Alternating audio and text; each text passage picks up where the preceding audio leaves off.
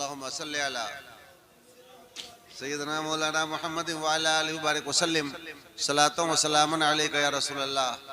अब थोड़ा आप संजीदा हो जाएं, जोशीली तकरीर नहीं होगी, चूँकि मुझे आने के बाद से ही कई पैगाम मिले हैं कि दास्तान सुनना है, दास्तान करबला, और हकीकत में इसी मकसद से आपने इस महफिल को सजाया भी है।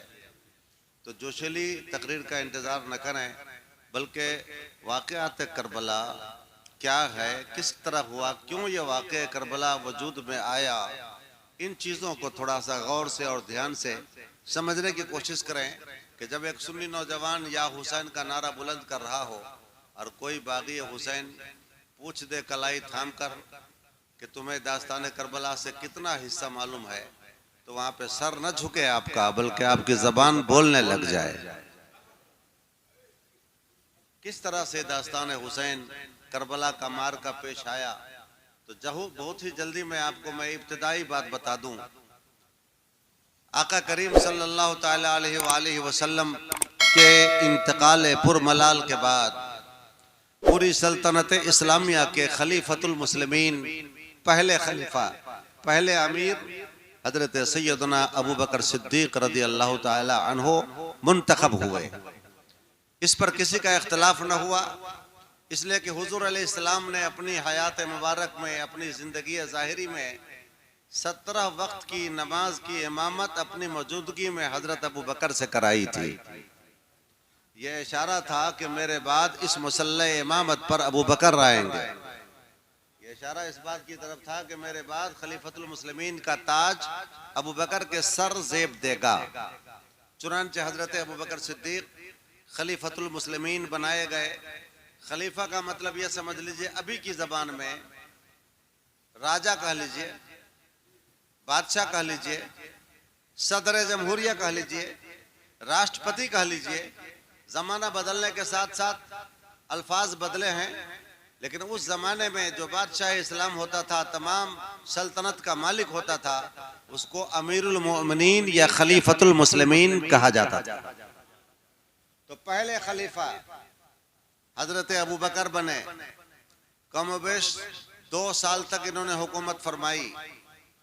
इनके इंतकाल करने जाने के बाद फिर जमहूरी इंतखाब के मुताबिक, जमहूरी का मतलब हुआ प्रजातंत्र के हिसाब से, जमहूरी इंतखाब के मुताबिक सारे मुसलमानों के इत्तेफाक राय से दूसरे खलीफा जो बने, उनका नाम गिरामी, इसमें गिरामी हजरत उमर फारूक आजम रदी अल्लाह ताला अन्हो है, जिनकी शान में मेरे आका ने फरमाया था कि अगर मेरे बाद नबूवत का सिलसिला चलता, नबी कोई बन सकता, नबी बनना मुमकिन होता, तो वो उमर की जात है जो नबी बन सकते थे। लेकिन चूंकि मैं खातमुन नबीयीन हूँ, मेरे बाद कोई नबी नहीं बन सकता, इसलिए कोई अब नबी नहीं बन सकता। वरना बन सकना मुमकिन होता, संभव होता, तो कौन बनते? हजरत उमर बनते। ये इनकी शान है हजरत उमर रज़ी अल्लाह ताला अन्हु की। दूसरी शान उनकी यह है अल मुवाफिक़ रायुहु बिल वह्य वल किताब। हजरत उमर की शान वो है कि उनके मशवरे के मुताबिक कभी कभी कुरान उतरता था, जिब्रील अमीन वही खुदा लेके उतरते थे। हजरत उमर रज़ी अल्लाह ताला अन्हु ने कमोबेश 10 साल तक हुकूमत फरमाई, खिलाफत की जिम्मेदारी संभाली। बिल्कुल मामला ठीक ठाक था। पूरी कायनात में इस्लामी कलम रो का रोब दबदबा, इस्लामी सल्तनत का रोब दबदबा छाया हुआ था। उन्होंने जिस अदालत इंसाफ के साथ हुकूमत फरमाई थी, अगर उनकी बात की जाए तो अकेली रात उन्हीं के लिए तकरीर पूरी हो जाएगी। लेकिन मुझे आगे बढ़ना है। इनके बाद जब ये शहीद हो गए, तो फिर मुसलमानों के जमहूरी इंतखाब के मुताबिक, यानी प्रजातंत्र चुनाव के मुताबिक, सारे मुसलमान, अक्सर मुसलमान के चुनाव से तीसरे खलीफा जो बनाए गए, उस तीसरे खुशनसीब खलीफा का नाम हजरत उस्मान गनी रदी अल्लाह ताला अन्हु है। ये दामाद नबी हैं। इनकी शान के लिए इतना बोल देना क्या काफी नहीं होगा कि मेरे आका ने अपने जिगर का टुकड़ा, एक नहीं 2-2 जिगर का टुकड़ा हजरत उस्मान के निकाह में दिया था। मेरे सरकार ने अपनी दो दो बेटी की शादी हजरत उस्मान से फरमाई थी। एक के इंतकाल के बाद दूसरी बेटी भी हजरत उस्मान को दे दी थी। और फिर उनकी शान में एक जुमला और कहता हुआ मुख्तसर में निकल जाऊं कि एक मर्तबा हुजूर बैठे थे, पांव फैला हुआ था, तहबंद शरीफ जरा सरक गई थी और आप बैठे थे। हजरत अबू बकर आए, हुजूर उसी तरह बैठे रहे।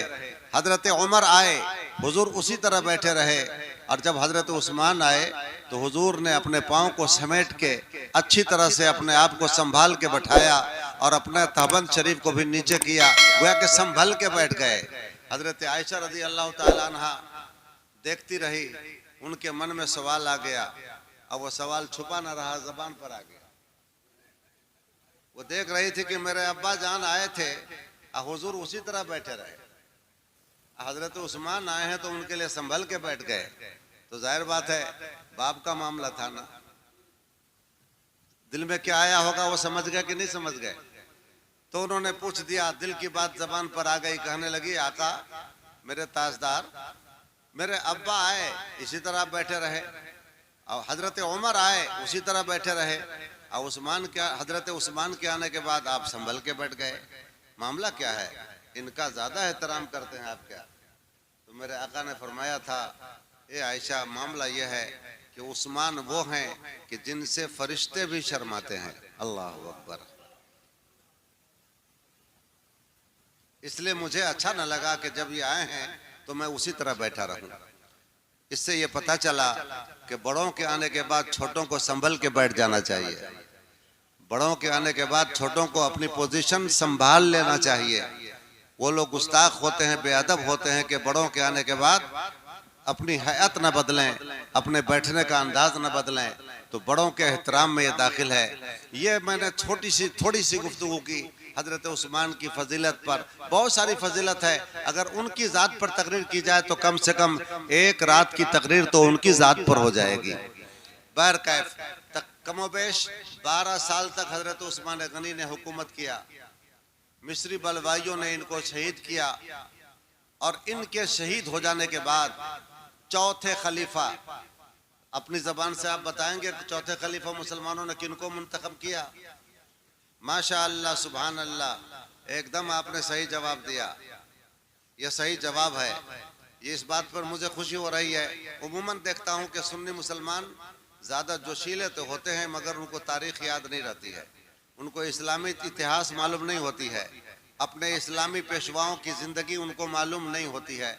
नारा तो खूब लगाते रहते हैं, मसला के आला हजरत जिंदाबाद, मगर आला हजरत के बारे में पूछ दिया जाए बहुत कम ऐसे होंगे जो उनके बारे में कुछ बता पाएंगे। माशाअल्लाह महेशपुर के मुसलमानों में ये बात बड़ी अजीब सी है कि सवाल करता हूँ जवाब फ़ौरन मिल जाता है। अल्लाह ताला आपके इल्म की रोशनी को और मजीद करे, अल मुज़ाफ करे। चौथे खलीफा फिर उसी जमहूरी तर्ज इंतखाब के मुताबिक हजरत मौला अली मुश्किल कुशा फातह खैबर को लोगों ने बनाया। और जब हजरत अली रज़ी अल्लाह ताला अन्हु खलीफा बने, इनकी फजीलत में इतनी बात कह दूं कि मेरे सरकार के चचेरे भाई भी हैं, गोया कि खूनी रिश्ता है। ये सरकार के चचेरे भाई हैं। इन बाकी जो 3 खलीफा ऊपर गुजरे उनमें से कोई आपके खूनी रिश्ते में नहीं थे, लेकिन खूनी रिश्ते में हजरत अली आते हैं। और फिर उसके बाद दामाद नबी भी हैं। अपनी सबसे प्यारी बेटी हजरत फातिमातुज़ ज़हरा को मेरे आका ने हजरत अली के निकाह में दिया था। उन्हीं से हसनैन करीमैन दुनिया में तशरीफ लाए हैं। तो हजरत अली की फजीलत के लिए इतना कम है क्या? इतना कम तो नहीं है कि मेरे सरकार के जिगर का टुकड़ा उनके निकाह में गई हैं। सबसे प्यारी शहजादी, सबसे प्यारी बेटी, वो बेटी जो जन्नती खातून की सरदार बनेंगी, और वो नवासा जो जन्नती जवानों का सरदार बनेगा। अल्लाह अकबर। हजरत अली की फजीलत में इतना कह देना बहुत ज़्यादा है मेरे ख्याल से।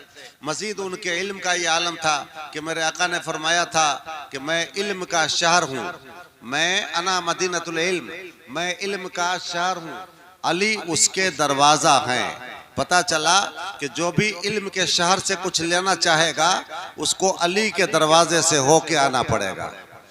ये हजरत अली की ज़ात है। चौथे खलीफा हजरत अली बने।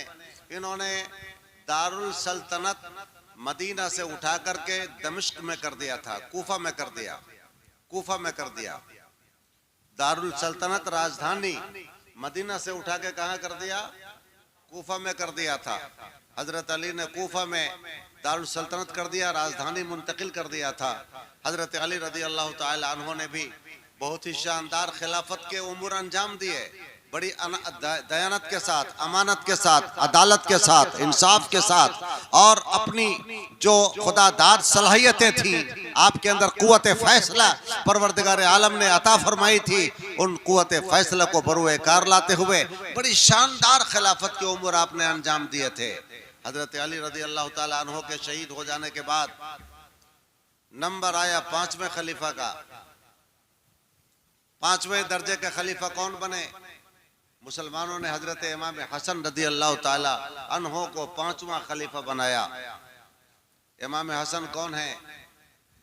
मेरे सरकार के नवासा इमाम हुसैन के बड़े भाई हजरत अली के शहजादे फातिमा ज़हरा की आंखों के तारे हजरत इमाम हसन खलीफा बनाए गए। ये 5वां खलीफा हुए। तकरीबन कम-ओ-बेश 6 महीने तक आपने हुकूमत फरमाई और उसके बाद अमीर मुआविया से समझौता हो गया। अमीर मुआविया से समझौता हो गया। अमीर मुआविया के जिम्मे खिलाफत चली गई। अमीर मुआविया ने दारुल सल्तनत यानी राजधानी, इस्लामी राजधानी कूफा से उठाकर दमिश्क में मुंतकिल कर दिया। बात समझ में आ रही है ना? अब खिलाफत किधर चली गई? दारुल सल्तनत किधर चला गया? दमिश्क में चला गया। तकरीबन कमोबेश 20-22 साल तक अमीर मुआविया ने खिलाफत के उमूर अंजाम दिए। 20-22 साल तक उन्होंने हुकूमत की। हुकूमत के बाद फिर वो भी आखिर इस दुनिया को छोड़ गए। इन्ना लिल्लाहि व इन्ना इलैहि राजिऊन। उनके इंतकाल के बाद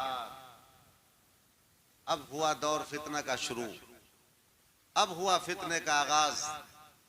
उनके इंतकाल के बाद चूंकि यजीद का बाप 22 साल तक हुकूमत कर चुके थे, और जाहिर बात है कि जिसका बाप प्रधान हो और इतना लंबा लंबा अरसा अगर वो प्रधानी कर ले तो उसके बेटे की भी तो जान पहचान लोगों से हो जाती है, बड़े बड़ों से। और जिसका बाप एमएलए हो उसकी जान पहचान का दायरा, असर और सुख का दायरा और बढ़ जाएगा।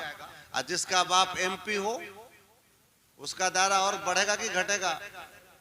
जिसका बाप राष्ट्रपति हो जाए, प्रधानमंत्री हो जाए, जाहिर बात है उसकी पहुंच, उसका असर और सुख और बहुत ज्यादा हो जाएगा। इतना लंबा हजरत अमीर मुआविया ने चूंकि हुकूमत की थी तो यजीद पलीद, ये खबीस मरदूद अपना असर और सुख जमा चुका था, अपने असर और सुख को बहुत ही आगे बढ़ा चुका था।